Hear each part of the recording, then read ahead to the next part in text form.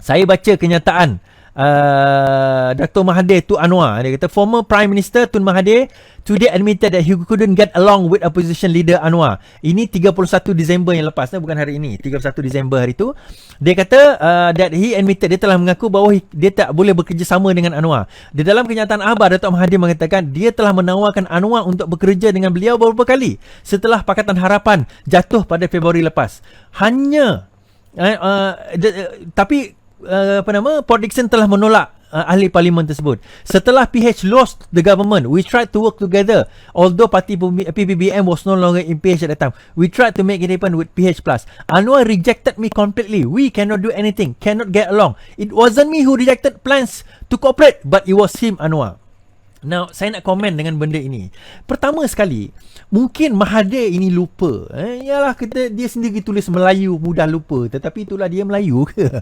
Tak apalah kan. Tetapi apa yang kita nak kata dekat sini, dia lupa ke? Siapakah yang mendandatangani perjanjian untuk tukar Perdana Menteri? Yang mengatakan bahawa Anwar akan mengambil alih menjadi Perdana Menteri, tetapi beliau lah yang delay.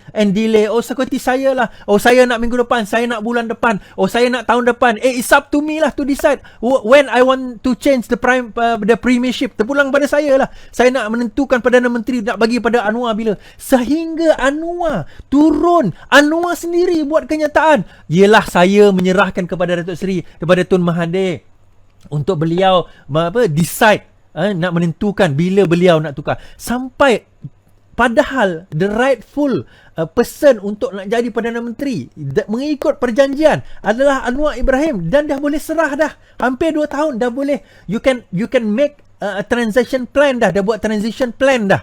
Transition plan tu dah boleh bagi tahu. Saya kata ini, saya sekejap kata bulan 3, sekejap kata bulan 5, sekejap kata habis APEC, sekejap kata habis penggal.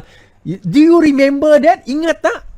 Jadi bila Anwar kata tak apalah, kita bagi dekat Tun, ingat tak mesyuarat terakhir Pakatan Harapan Presiden, Majlis Presiden, how you belittle Anwar, how orang-orang PPBM hari tu menghentam Anwar kerana nak tukar, how Azmin hentam Anwar walaupun mereka satu tim kerana nak tukar. And what did you do? You buat tak tahu. And bila ada SD design, saya ingat lagi, ada SD design, Statutory Declaration yang dichampionkan oleh masa itu Hamzah Zainuddin dan juga Azmin Ali untuk meminta tanda tangan bukan setakat kerajaan pada waktu itu, tetapi UMNO tetap dan juga PAS supaya Mahathir kekal sehingga ke habis penggal. Bila Anwar datang jumpa you pada pagi tersebut, apa you kata? I don't know anything about that SD. Lepas itu jatuh kerajaan. Ingatkah anda bila Anwar jatuh kerajaan, Anwar datang dengan Lim Guan Eng, dengan Mak Sabu nak berjumpa dengan kamu, Tun. Pada pagi itu apa kamu buat? Kamu biar mereka duduk dekat luar rumah kamu, tak nak jumpa pun. Dan ingatkah kamu siapa yang letak jawatan tak nak bagi dekat Anwar Ibrahim, tak nak bagi dengan Wan Azizah sebagai timbalan Perdana Menteri? Sebaiknya letak jawatan sehingga crumble the whole cabinet, melainkan kamu. You know. Jadi orang macam ni kita nak percaya lagi? Berapa kali? Ni bukan tikam belakang sekali dah ni.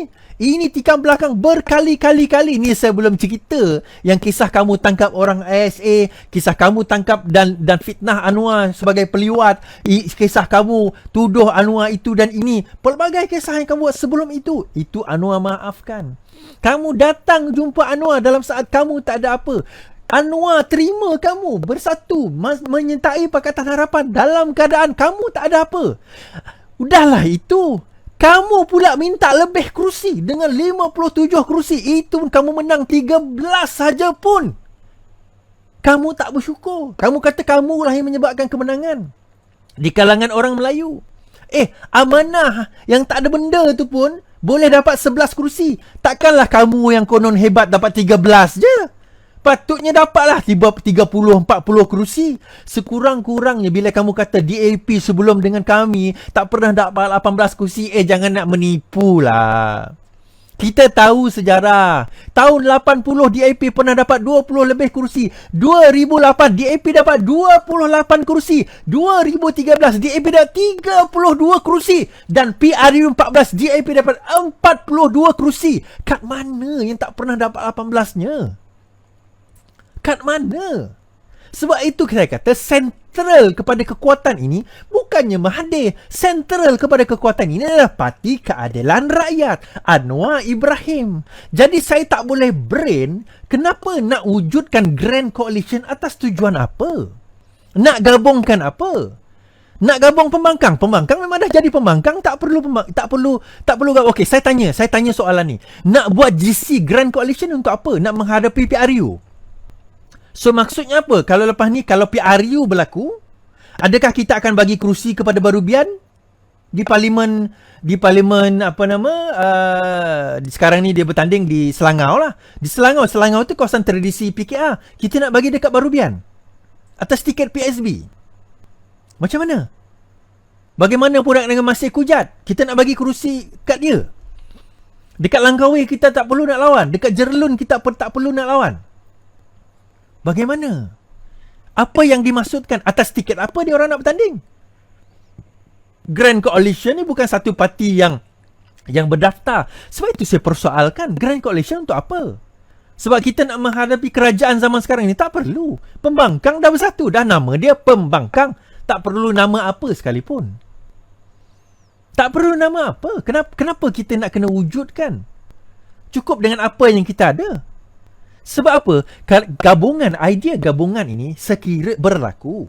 Kalau kita nak bergabung bersama menghadapi PRU, yes, kita buat gabungan. Itu saya tak menafikan. Pakatan Harapan, Barisan Nasional, Pakatan Rakyat, Barisan Alternatif, semua kita buat. Kita pernah buat. Gabungan itu atas tujuan bagi menghadapi pilihan raya. Kalau jadi setakat nak jadi pembangkang, tak perlu pun gabungan. Memang kita gabungan, kita dinamakan Parti Pembangkang. So, apa saja pembangkang yang bukan kerajaan, mereka pembangkang, itulah gabungannya.